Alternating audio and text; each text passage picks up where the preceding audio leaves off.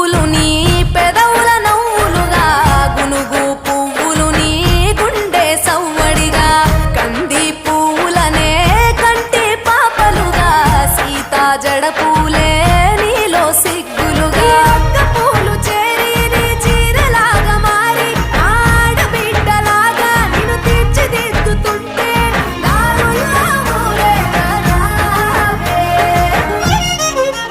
తెలంగాణలో పుట్టి పూల పల్లకి ఎక్కి లోకమంతా తిరిగేవటే పాలసంద్రం పూలే పూల సంద్రాలయ్యి నిన్ను అభిషేకించేనే.